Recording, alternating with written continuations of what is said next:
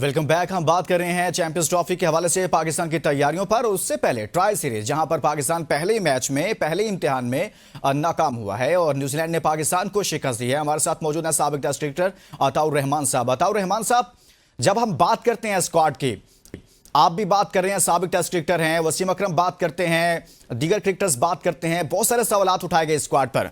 देखिए, स्क्वाड में ना तो दौरा ऑस्ट्रेलिया में फहीम अशरफ मौजूद थे, ना साउथ अफ्रीका वाले विजिट में मौजूद थे, ना खुशदिल शाह मौजूद थे और ना सऊद शकील मौजूद थे। उस्मान खान एक ऐसा नाम है जिसने कोई ओडी मैच ही नहीं खेला, जैसे कि आपने भी बताया।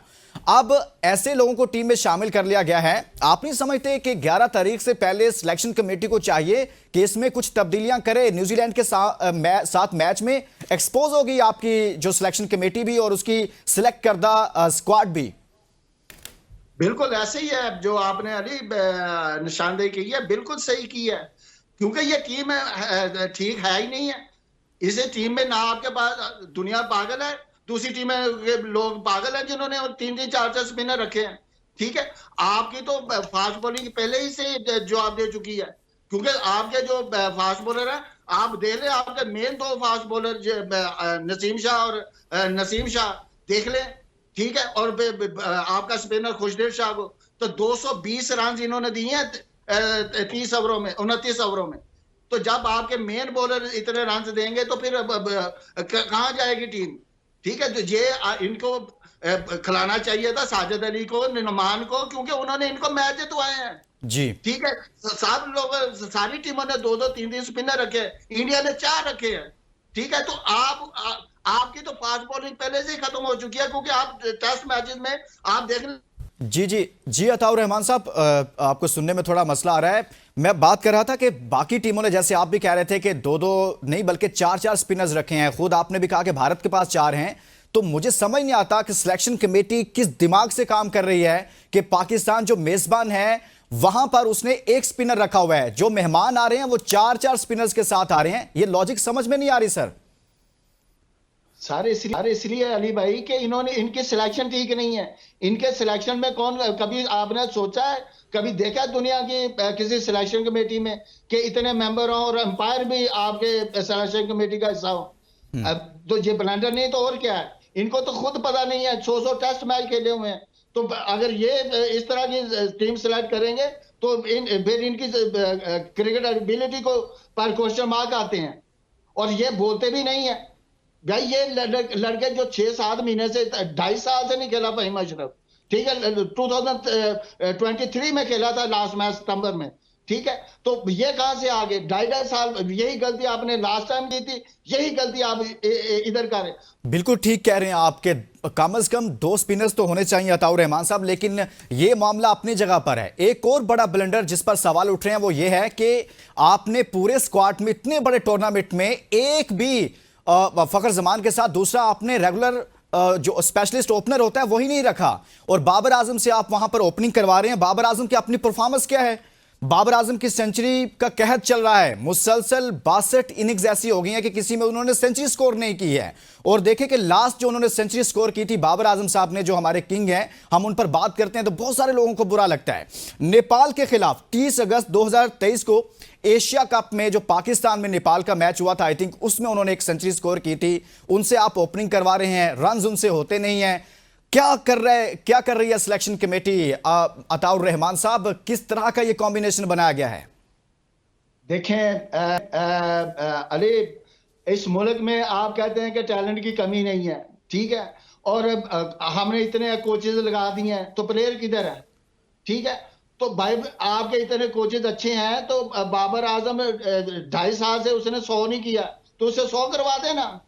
आपको तो, इनको तो पता नहीं चल रहा कि आप इसका फोल्ड क्या है। और दूसरी चीज, जो भी आउट ऑफ फॉर्म आपके होते हैं, अब्दुल्ला शफीक, उस पर तो आपने काम ही नहीं किया, उसको फॉर्म में कौन लाएगा?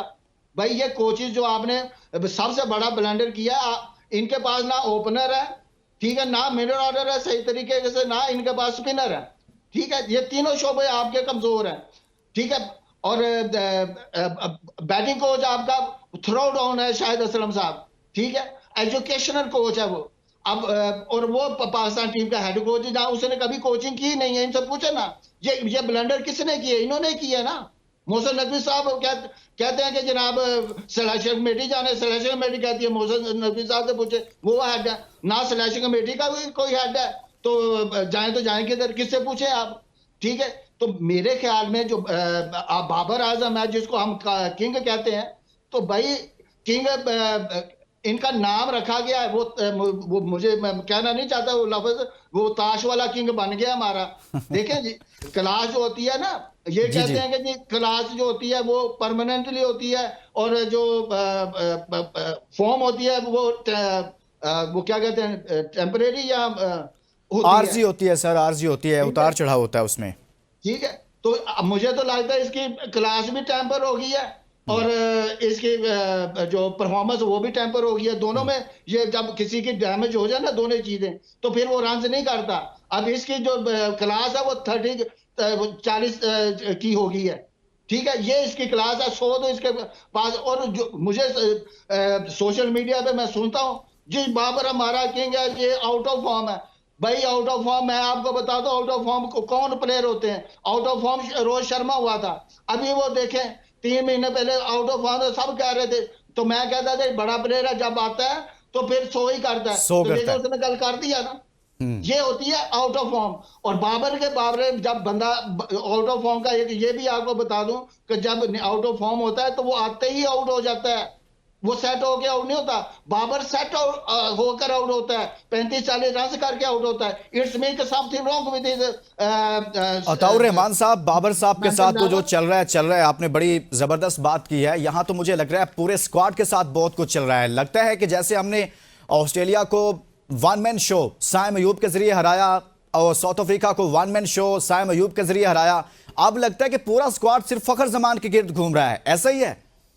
देखे ना, इनके कंफ्यूजन का देखेंगे, इनका ये कैसे शिकार हैं, इनको इसलिए पता ही नहीं ना कि टीम कौन सी हमारी खेलनी है। भाई आपका सिंपल थ्योरी है, आपकी एक प्लेयर अनफिट हुआ है तो उसकी जगह एक ओपनर ले, मामूल से अच्छा प्लेयर इनको को मिलेगा। अब्दुल्ला शफीक है, वो जब आप कहते हैं कि जी खुश दिल पाकिस्तानी विकेटों में अच्छा खेलता है, तो अब्दुल्ला शफीक तो सारे तरफ अच्छा खेलता है, उसके ज्यादातर रन इधर है। ठीक है, उसको रखे आप स्क्वाड में। मामूल 48 की एवरेज है उसकी, बिल्कुल ठीक है, बिल्कुल। 3000 प्लस रन है 71 मैचेस में, तो भाई उसका क्या कसूर है? और आपके डोमेस्टिक में भी उसके रन है। ठीक है, सिंपल थ्योरी थी, आपने एक प्लेयर की खातर 4 प्लेयर अपनी पूरी डिस्टर्ब टीम कर दी। बहुत बहुत शुक्रिया। साबिक टेस्ट क्रिकेटर अताउर रहमान साहब हमारे साथ मौजूद थे, हमने बात की है। फिर उससे पहले ट्राई सीरीज में पाकिस्तान को न्यूजीलैंड के हाथों बदतरीन शिकस्त का सामना करना पड़ा है। देखते हैं वक्त कम रह गया है, क्या सिलेक्शन कमेटी कुछ चेंज करती है या नहीं करती। बहुत सारे सवालात हैं कि कुछ ना कुछ तब्दीली जरूर होनी चाहिए। इसके साथ ही इजाजत दीजिए और अपना बहुत सारा ख्याल रखिए। अल्लाह हाफिज।